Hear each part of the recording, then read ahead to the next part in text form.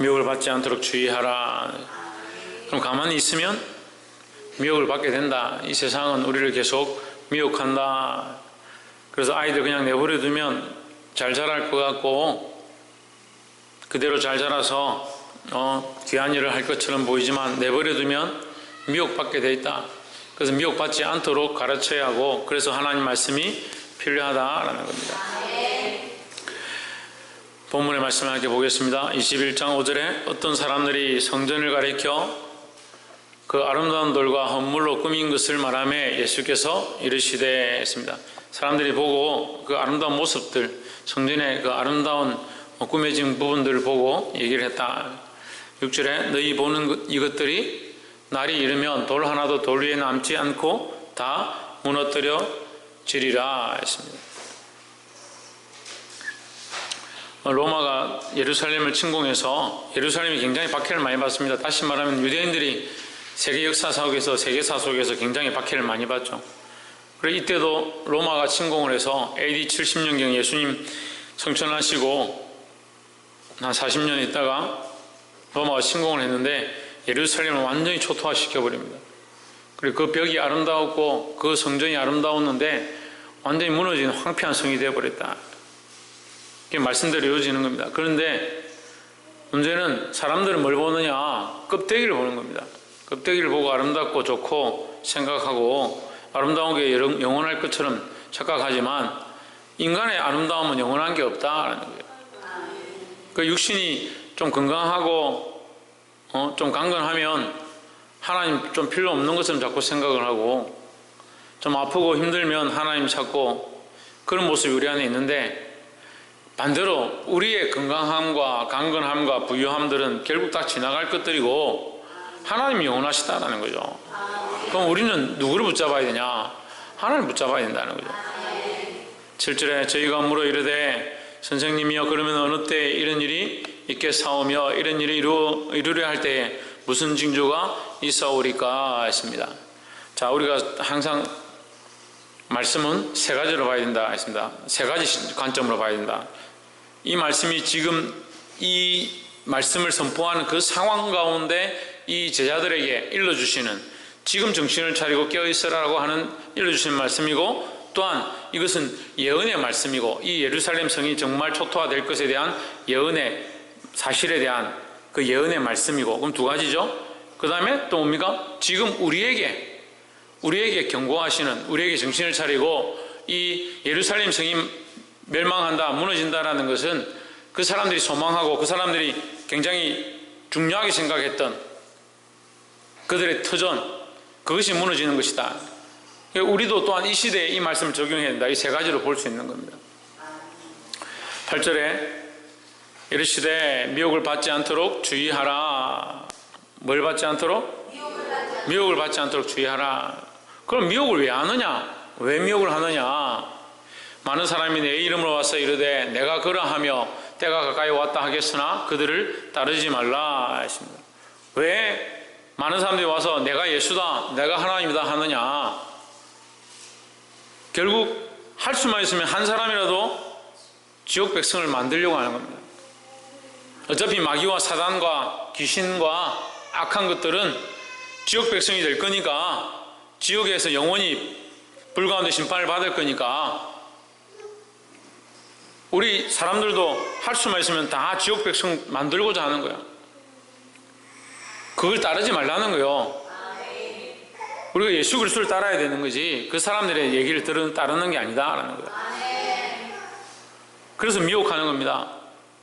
그래서 여러분, 마음이 미혹되어지는 대로, 마음에 내가 이렇게 하는 게 좋다, 나는 이렇게 하고 싶다, 나는 이렇게 하고 싶은데 왜 이렇게 하라고 하느냐, 그런 거 따라갈 필요가 없다라는 거예요.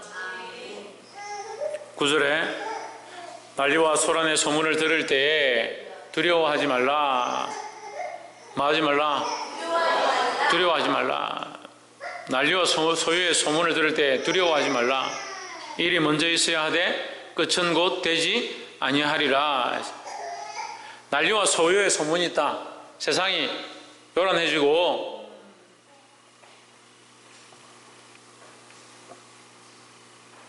저처에 난리의 소문들이 난다. 두려워할 필요가 없다. 왜 두려워할 필요가 없습니까? 우리에겐 소망이 있으니까 두려워할 필요가 없습니다. 일이 먼저 있어야 돼 끝은 곧 되지 아니하리라. 우리는 이 현상들을 바라보는 것이 아니고 하나님 나라의 소망을 바라보는 것이다. 또 이르시되 민족이 민족을 나라가 나라를 대적하여 일어나겠고 했습니다. 이 전쟁이 난다는 거죠. 11절에 첫째 큰 지진과 기근과 언역이 있겠고 또 무서운 일과 하늘로서 큰 징조들이 있으리라. 저는 아직 인간이 좀 덜 된 것 같아요. 저는 이렇게 말씀을 제대로 안 듣고 속속이고 하는 그걸 견디지 못하는 게 아직 제가 좀 덜 성숙한 모습인 것 같습니다. 좀 견디지 못할 것 같아요. 너무 힘들어요.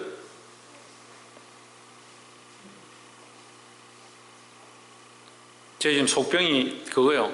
말씀 지금 들어야 될 사람들이 안 듣는 게 그게 속병이야. 그래 이 말씀을 내가 도대체 왜 해야 되냐?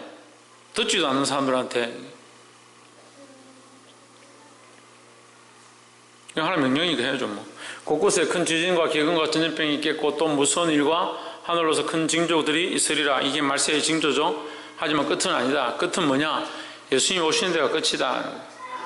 12절에 이 모든 일 전에 내 이름을 인하여 너희에게 손을 대어 핍박하며 박해하며 해당과 옥에 넘겨주며 임금들과 집권자들 앞에 끌어가려니와 뭐가 있느냐? 핍박의 일들이 있다.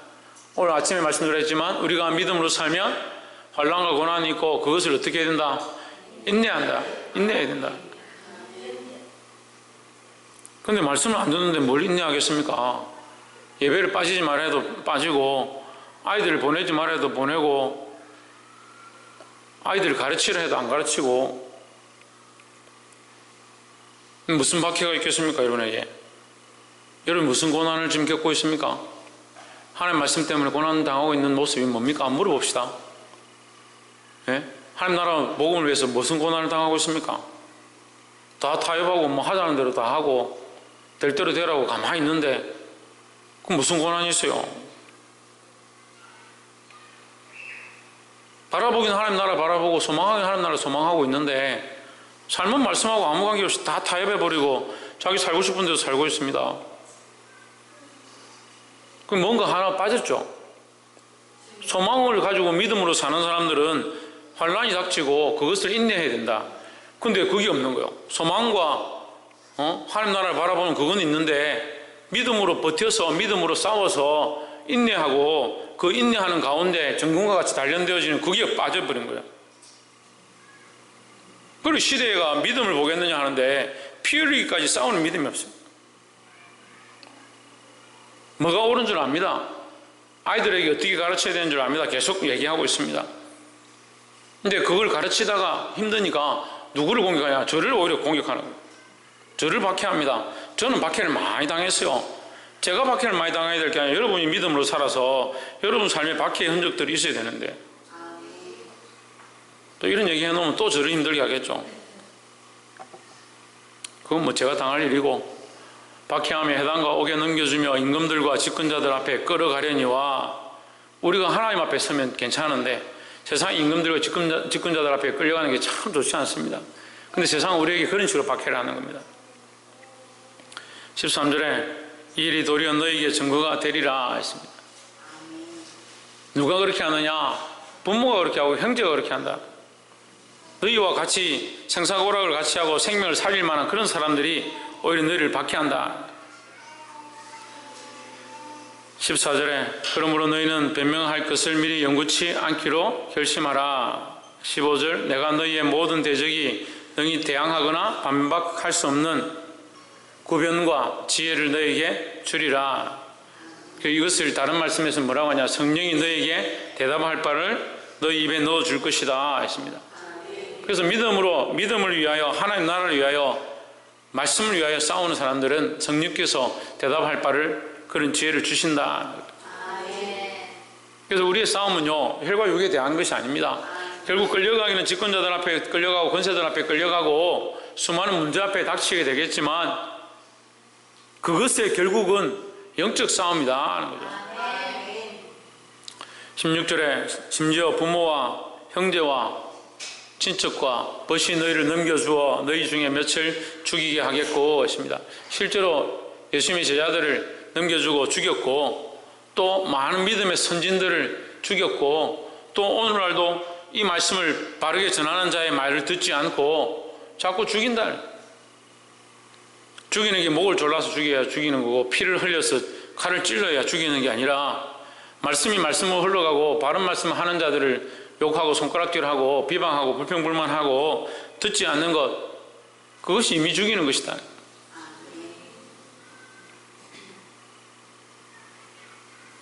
말씀을 두려워하지 않고 하나님 두려워하지 않는 사람들은 하나님 말씀 무섭게 듣습니다.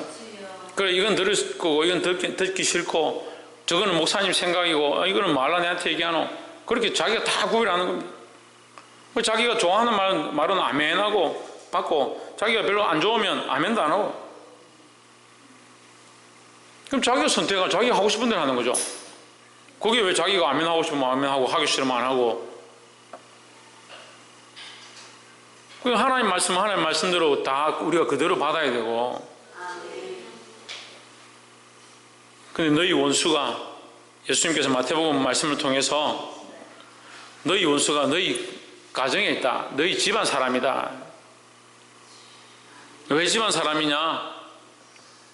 오히려 너희 가까운 자가 너희가 믿음으로 사는 것들의 방해거리가 된다, 걸림돌이 된다는 거예요. 나는 믿음으로 살려고 하는데 내 가족들이 나를 힘들게 하고 내 가족들이 내 믿음으로 사는 것들을 못 살게 한다.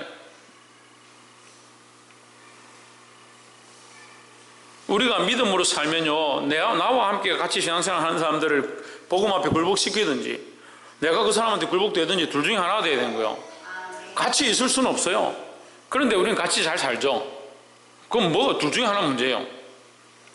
나는 복음으로 살고 예수 그리스도 바라보고 살고 있는데 내 남편이나 내 아내가 예수 안 믿고 복음 없이, 내 자식들이 복음 없이 자기 마음대로 살고 있는데 그거 아무렇지도 않고 집안이 평안하다면 문제가 있는 거죠. 그게 어떻게 멀쩡한 거예요? 근데 우리는 멀쩡해요. 그러면서 믿음으로 산다고 하는 거예요. 그러면서 교회에서 중직한다 하고 귀한 일들 맡았다 하고 기관장들로 섰다 하고,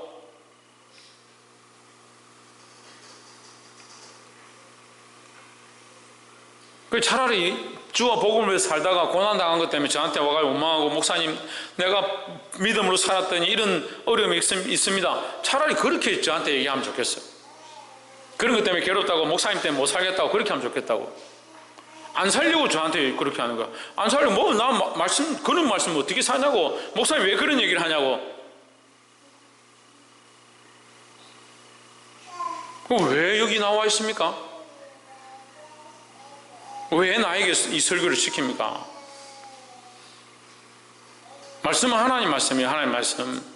하나님 말씀이 저와 여러분 안에 흘러가면 그 말씀 앞에 아멘하고 그 말씀대로 살고자 몸부림쳐야 되는 거예요. 누구 앞에 있느냐? 저도 하나님 앞에 있고 여러분도 하나님 앞에 있는 거예요. 왜 자꾸 저를 보고 말씀을 말로 듣습니까? 하나님 말씀을 말씀으로 보고 세운 자를 하나님 말씀을 대언하는 자로 들어서 그 말씀이 하나님 말씀이 맞다면 아멘하고 그 말씀대로 살려고 힘써야 되는 거죠.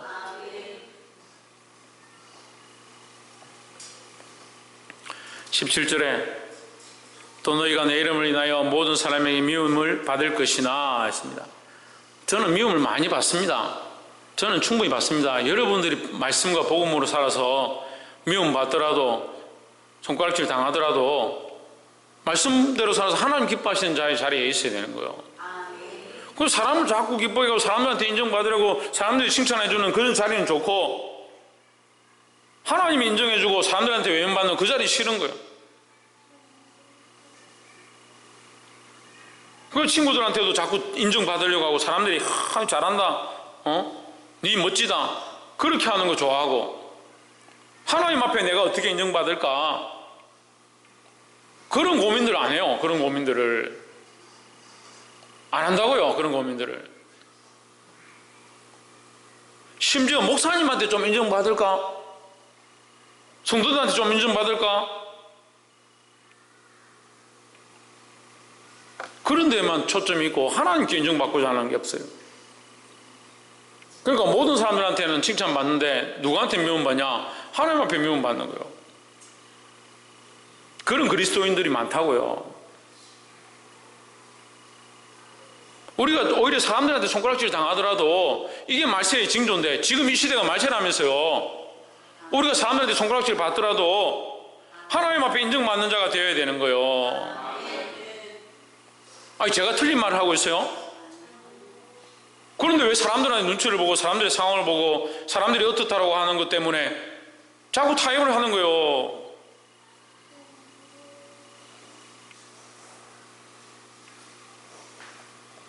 100% 다 할 수 없겠죠. 누구나 다 100%인 사람은 없어요.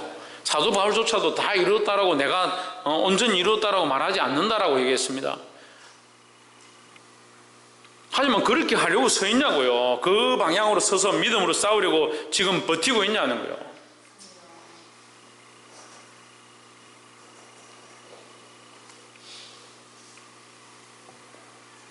볼 수 있기를 소망합니다. 18절에 너희 머리털 하나도 상치 아니하리라. 누가 우리 편이면? 하나님 우리 편이면. 하나님 우리 편이죠. 우리가 하나님 편을 안 쓰니까 자꾸 문제죠. 우리 머리털 하나 상하지 않는 것이 우리의 목적일진데 사람들한테 인정받으려고 하니까 이게 하나님의 약속이잖아요. 머리털 하나도 상치 않으면 이게 하나님의 약속이잖아요. 하나님과의 관계 안에 온전히 되어 있다면 우리가 이 약속을 얻는 거예요. 그런데 자꾸 사람의 약속을 지키고 사람들의 눈을 보면 이 약속이 어떻게 우리한테 효력이 있겠느냐. 이거 하나님 우리에게 주시기 원합니다. 여러분, 이것을 책망하는 게 아니라 말씀이 우리에게 가르쳐 주는 거예요. 너희가 말세를 당하거든, 끌려가거든, 이것을 기억하라는 거예요. 하나님 너희 편이고 너희 머리털도 상치 않게 할 것이고 너희에게 말씀을 주셔서 성령으로 대답하게 할 거니까 염려하지 마라. 근데 그런 일이 잘 안 닥친다. 왜? 너희가 믿음 안에 없어서 피 흘리기까지 싸우지 않으니까 그런 고난과 환난이 잘 없다.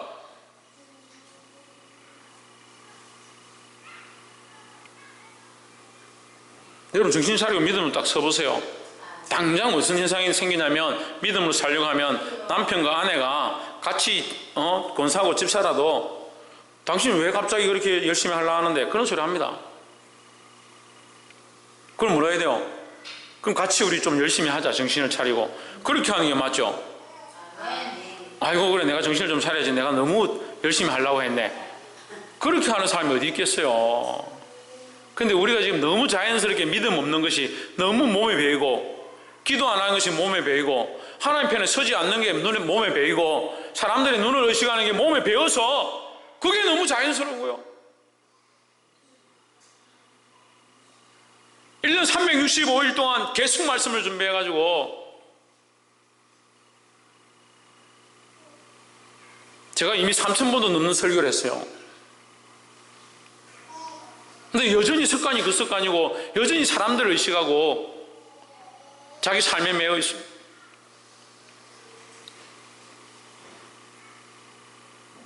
제가 여러분에게 다시 말씀드리지만 온전한 걸 바라는 게 아닙니다. 저도 온전치 않는데요. 저도 여러분 보기에 온전치 않잖아요. 부족하잖아요. 하지만 어느 편이냐고 선택을 해야 돼요. 어느 편에 설 건지 선택해야 된다고요.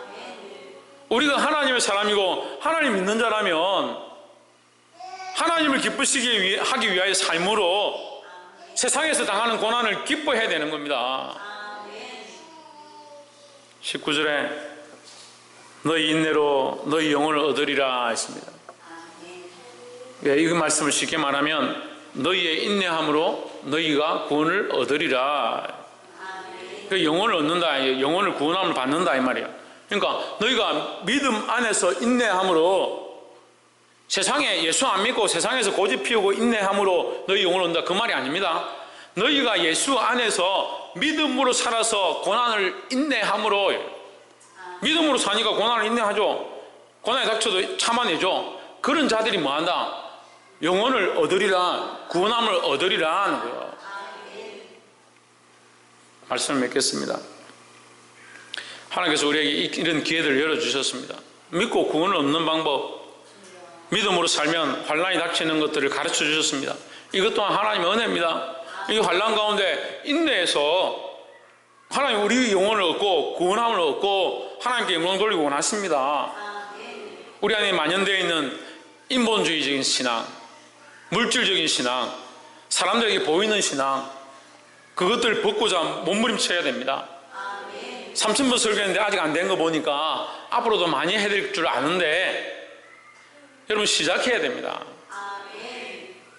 하나님이 기뻐하시는 저와 여러분 되셔서 미혹받지 않는 신앙으로, 악한 것들을 미혹받지 않는 신앙으로 서기를 주의 이름으로 축복합니다. 기도하겠습니다.